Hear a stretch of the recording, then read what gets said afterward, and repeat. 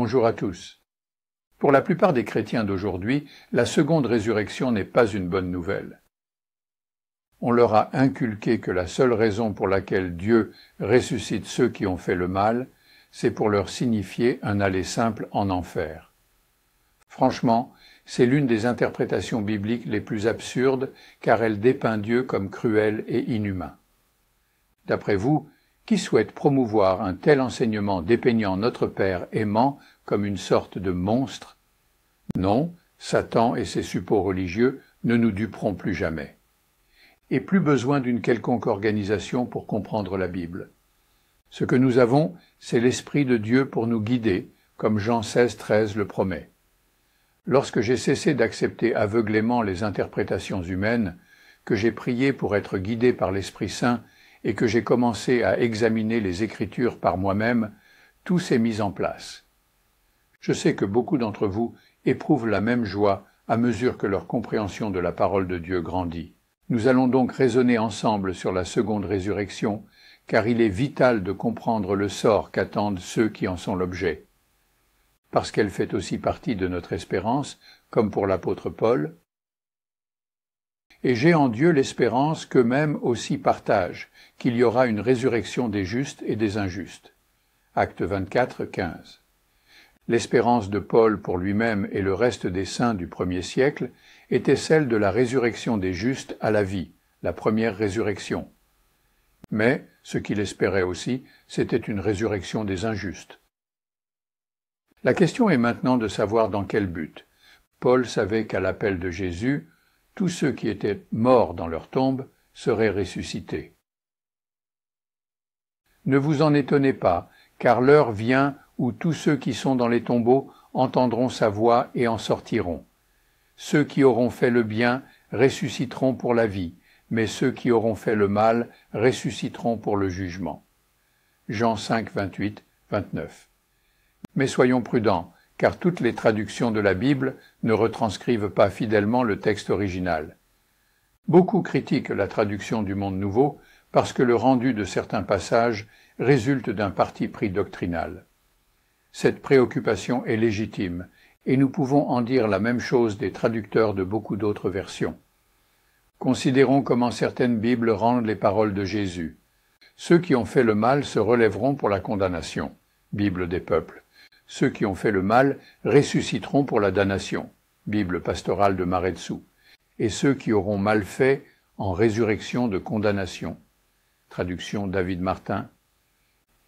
Alors, qu'est-ce que cela signifie? Ressuscite-t-il pour être jugé ou simplement pour être condamné? Les dés sont-ils déjà jetés ou bénéficient-ils d'un procès équitable? Dans un État totalitaire, traduire quelqu'un en justice n'est qu'une formalité, car l'issue est déjà connue. Est-ce ce type de justice que nous attendons dans le royaume de Dieu? Examinons de plus près ce mot grec sur lequel butent tant de traducteurs de la Bible. Ce mot grec, c'est crisis. Vous avez deviné quel mot français il a donné. Une crise apparaît soudainement. Elle peut partir dans tous les sens, mais elle marque toujours un tournant historique. L'issue d'une crise n'est pas prédéterminée. Voici comment les lexiques définissent le mot crisis. Un jugement, une décision, une condamnation ou la justice. Crisis peut donc signifier tant une décision qu'un jugement ou une justice rendue, acquittement ou condamnation. Mais pouvons-nous prouver bibliquement que dans ce contexte, la traduction correcte de crisis est jugement plutôt que condamnation? Et si oui, sur quelle base ce deuxième groupe d'humains sera-t-il jugé? La réponse se trouve dans le même discours où Jésus évoque les deux résurrections. Quelques versets plus haut, nous lisons « Oui, je vous le dis, c'est la vérité, tout homme qui entend ma parole et qui croit celui qui m'a envoyé a la vie éternelle, et il ne sera pas jugé, mais il est passé de la mort à la vie. » Jean 5, 24. Donc, ceux issus de la première résurrection ne sont pas jugés. Ils passent de la mort à la vie avant même de mourir. Ainsi, lorsqu'ils sont ressuscités, c'est pour la vie éternelle. Jésus dit que ceux qui écoutent sa parole et qui croient en celui qui l'a envoyé sont ceux qui ont fait le bien. Et ceux qui auront fait le bien en sortiront pour ressusciter à la vie. Jean 5, 29. Donc faire le bien, ce n'est pas juste être une bonne personne, charitable et gentille. Beaucoup d'athées aussi ont ces qualités, mais pourtant, ils ne sont pas déclarés bons par Dieu parce qu'ils n'écoutent pas la parole de Jésus et ne croient pas en son Père. Voilà en résumé toute la question. Le bien et le mal se résument à une simple équation. Si vous écoutez la parole de Dieu et croyez en lui, vous serez sauvés. Sinon, peu importe que vous pensiez être bon et à quel point, Dieu peut vous considérer injuste, voire mauvais et méchant. Vous voyez, ce n'est pas notre critère du bien et du mal qui compte, c'est celui de Dieu. Rappelez-vous du péché originel. Satan l'a formulé en peu de mots en disant à Ève « Mais Dieu sait que, le jour où vous en mangerez, vos yeux s'ouvriront et vous serez comme Dieu. Vous connaîtrez le bien et le mal. » Genèse 3, 5. Ève voulait fixer elle-même les règles de ce qui est bon et mauvais, bien et mal. Voilà le nœud du problème. Dieu juge bon les obéissants qui lui reconnaissent le droit de fixer les règles, et vice-versa. Peu importe de paraître bon aux yeux des hommes, toute loi humaine s'avère in fine imparfaite et donc mauvaise aux yeux de Dieu. Il suffit de se pencher sur l'histoire de l'humanité pour constater où mènent les lois humaines, quand bien même elles seraient bien intentionnées. Ainsi, lorsque Jésus évoquait ceux qui ont fait le mal, à qui faisait-il référence? À ceux qui ne suivaient pas la loi de Dieu, mais leur propre loi. Vous voyez, la norme divine de justice n'a pas changé depuis nos premiers parents. Si vous suivez la parole de Dieu, et Jésus est la parole de Dieu, et que vous croyez en son Père, vous aurez la vie. Mais que se passe-t-il pour quiconque n'a jamais eu la chance d'entendre la parole de Dieu? Est-il condamné simplement parce qu'il a vécu au mauvais endroit, au mauvais moment, sans avoir pu entendre parler de Jésus et apprendre à connaître Jéhovah? Paul aborde cette énigme dans sa lettre aux Romains. Les livres saints le disent, tous ceux qui feront appel au Seigneur, Jéhovah, seront sauvés. Mais comment s'adresser au Seigneur si on ne croit pas en lui? Et comment croire au Seigneur si on n'a pas entendu parler de lui? Et comment entendre parler de lui si personne ne l'annonce? Et comment l'annoncer si personne n'est envoyé pour cela? Les livres saints le disent bien. Quelle joie de voir arriver ceux qui apportent de bonnes nouvelles. Romains 10, 13 à 15. Ce passage qui reprend la prophétie de Joël 2, 32 montre que le salut dépend de l'invocation du nom de Jéhovah. Mais il met aussi en exergue un problème sérieux lié à cette exigence. Des milliards de personnes n'ont jamais eu l'occasion d'invoquer le nom de Dieu parce qu'il n'y avait tout simplement personne pour le leur prêcher. Comment un Dieu juste s'occupe-t-il de ces milliards d'ignorants? C'est là qu'interviennent les détracteurs qui promeuvent l'idée d'une seconde résurrection en vue d'une damnation ou condamnation éternelle. Ils rétorquent souvent « les voies de Dieu sont impénétrables ». Ils insistent sur le fait de devoir humblement accepter ce que dit la Bible en citant Apocalypse 20 comme preuve que les morts ne ressuscitent que pour être condamnés. Ils lisent d'abord une partie du verset 5. Les autres morts ne revinrent pas à la vie avant l'accomplissement des 1000 ans. Apocalypse 25a. Ils soulignent ensuite que les versets 7 à 10 décrivent ce qui se passe après la fin des 1000 ans. Satan et ses démons sont libérés, ils trompent beaucoup de gens, le peuple de Dieu est attaqué, et finalement Satan et tous ses partisans sont détruits pour toujours. Viennent ensuite les versets 11 à 15 qui parlent du jugement des morts. C'est donc sur cette base qu'ils en concluent que chaque personne de la seconde résurrection est ramenée à la vie pour être jugée uniquement sur ce qu'elle a fait avant de mourir. Puisque d'une part ce jugement a lieu après la fin des 1000 ans et après la destruction de Satan et ses suppôts, et que d'autre part ces ressuscités n'ont rien de nouveau qui plaide en leur faveur, ils sont jugés par rapport au mal commis avant leur mort, d'où leur condamnation. Je repose la question. Cela ressemble-t-il aux actions d'un Dieu aimant? Et une fois de plus, ceux qui soutiennent ce point de vue rétorquent Nous ne pouvons pas interpréter ces versets selon nos critères de ce qu'est l'amour ou non. L'amour est subjectif. Nous devons rester objectifs. Très bien. Regardons donc les choses objectivement. Dans l'un des derniers livres de la Bible, ce que certains appelleraient la conclusion du thème central de la Bible, l'apôtre Jean révèle ceci: « Celui qui n'aime pas n'a pas connu Dieu, car Dieu est amour. » 1 Jean 4,8. Nous ne pouvons pas commencer à comprendre Dieu si nous n'aimons pas, car Dieu est amour. Le Créateur de l'univers est amour. Toutes les choses ont été créées par Dieu. Il est la source de tout, et Dieu est amour. Peut-on être plus objectif que cela? Franchement, ce sont ceux qui excluent l'amour comme moyen fiable de comprendre Dieu et ses jugements qui n'aiment pas, comme le dit Jean. Nous pouvons comprendre l'amour de notre Père car nous avons été créés à son image. Et Dieu se mit à créer l'être humain à son image. À l'image de Dieu, il le créa. Il les créa, hommes et femmes. Genèse 1, 27. Cette image se manifeste dans le fruit de l'Esprit de Dieu. Mais voici le fruit de l'Esprit: amour, joie, paix, patience, bonté, bienveillance, foi, douceur, maîtrise de soi. Contre de telles choses, il n'y a pas de loi. Galates 5, 22, 23. Cette capacité d'amour donnée par Dieu nous permet de voir les choses comme Dieu les voit, si nous le laissons faire. Pour l'illustrer, je vais vous raconter une expérience que j'ai vécue personnellement. Il y a 30 ans, je servais comme ancien dans l'organisation des témoins de Jéhovah et j'ai fait la rencontre d'un frère d'une congrégation voisine. Nous avons bavardé et je lui ai demandé d'où il venait.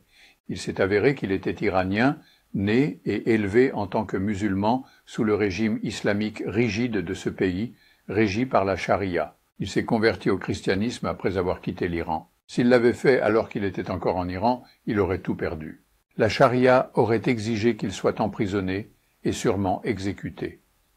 J'étais curieux de comprendre pourquoi il s'était converti, étant donné qu'il y a peu, voire pas, de points communs entre l'islam et le christianisme, et encore moins quand la version du christianisme est celle des témoins de Jéhovah. Je trouvais un tel changement de paradigme totalement incroyable. J'étais loin d'imaginer que 30 ans plus tard, cet épisode me fournirait la clé pour comprendre la seconde résurrection.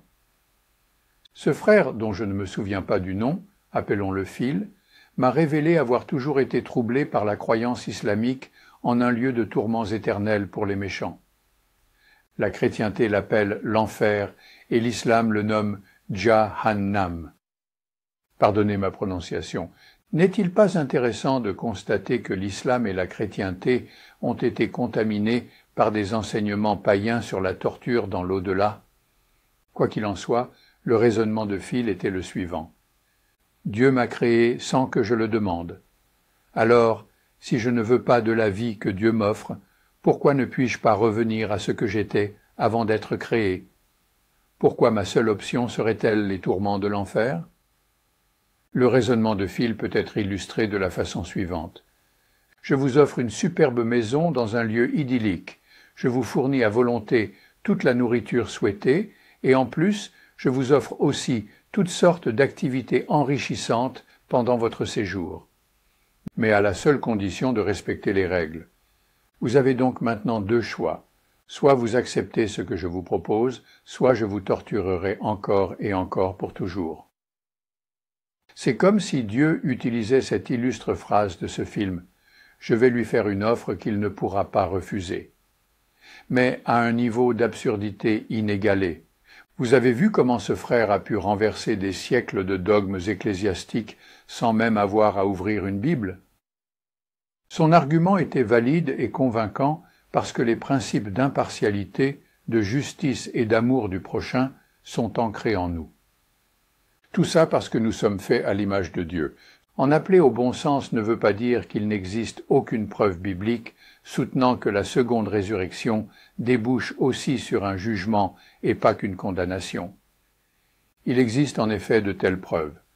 Prenons ensemble la lettre aux Romains, et si nous sommes enfants, nous sommes héritiers, héritiers de Dieu et cohéritiers du Christ, s'il est vrai que nous souffrons avec lui pour être glorifiés avec lui. Romains 8, 17. Paul parle ici des enfants de Dieu, ceux qui participeront à la première résurrection de vie et qui régneront avec Christ en tant que prêtres. Mais Paul ne parle pas seulement du salut des saints, il nous révèle d'autres choses. Pendant que nous les lisons, réfléchissons au sens de la création dont il parle. J'estime en effet que les souffrances du temps présent sont sans proportion avec la gloire qui doit être révélée en nous. Car la création attend avec impatience la révélation des fils de Dieu. Livrée au pouvoir du néant, non de son propre gré, mais par l'autorité de celui qui l'a livrée, elle garde l'espérance, car elle aussi sera libérée de l'esclavage de la corruption pour avoir part à la liberté et à la gloire des enfants de Dieu. Nous le savons en effet, la création tout entière gémit maintenant encore dans les douleurs de l'enfantement. Elle n'est pas la seule. Nous aussi, qui possédons les prémices de l'Esprit, nous gémissons intérieurement, attendant l'adoption, la délivrance pour notre corps. Romains 8, 18 à 23. Paul parle de la création tout entière qui gémit dans les douleurs de l'enfantement. Toute mère sait à quel point l'accouchement est douloureux, mais elle l'endure grâce à la joie que procure la naissance de son enfant. De la même manière, la création gémit de douleur, attendant d'être libérée. Paul dit ensuite que nous gémissons aussi, attendant la délivrance de notre corps. Mais il ajoute que nous sommes les prémices de l'Esprit. Et s'il y a des prémices, il doit aussi y avoir des seconds fruits. Si l'esprit d'adoption marque les prémices, alors la création, qui gémit aussi dans la douleur, doit être le deuxième groupe à recevoir l'esprit d'adoption. Mais pour cela, les enfants spirituels de Dieu doivent d'abord être révélés. La création attend avec impatience la révélation des fils de Dieu. Par création, Paul n'entend pas ici la flore et la faune. Il fait référence aux humains. Mais pourquoi les appeler la création? Parce qu'ils ne sont pas enfants de Dieu. Ils ont perdu ce statut quand Adam et Ève ont péché. Pour redevenir des enfants humains de Dieu, comme Adam et Ève l'étaient, ils doivent être adoptés à nouveau dans la famille de Dieu. Tout est en place pour que cela se produise. Une nouvelle lignée humaine a été établie en Jésus. Il remplacera Adam comme futur père de toute l'humanité. En effet, l'Écriture déclare « Le premier homme, Adam, devint un être vivant. Mais le dernier Adam est rempli de l'Esprit qui donne la vie. » 1 Corinthiens 15, 45. Jésus deviendra le Père éternel de l'humanité, remplaçant Adam entre Jéhovah Dieu et le reste des humains, à l'exception des prémices, à savoir les enfants spirituels de Dieu, relevés lors de la première résurrection. Mais, et c'est la cause derrière la seconde résurrection, la base de l'adoption, comme Jésus l'a dit en Jean 5, 24, est d'écouter sa parole et de croire en son Père. Mais comment peuvent-ils le faire alors qu'ils n'ont jamais eu cette chance? Ils le font parce que Dieu a prévu un royaume de prêtres, les enfants de Dieu, qui sera révélé lorsque Jésus reviendra pour achever sa conquête de Satan et de son monde. Tout cela n'a aucun sens si nous croyons que les morts qui reviennent lors de la seconde résurrection ne reviennent à la vie que pour être condamnés. Jéhovah est amour, et il veut que sa famille humaine revienne, mais elle doit accepter son offre de plein gré, et pour ce faire, beaucoup de choses doivent changer. Nous explorerons tout cela dans la prochaine vidéo de cette série. Merci de continuer à soutenir notre travail de diffusion de la bonne nouvelle en plusieurs langues. Au fur et à mesure que la technologie, les ressources humaines et financières le permettront, nous poursuivrons l'expansion du message divin aussi longtemps qu'il plaira au Seigneur.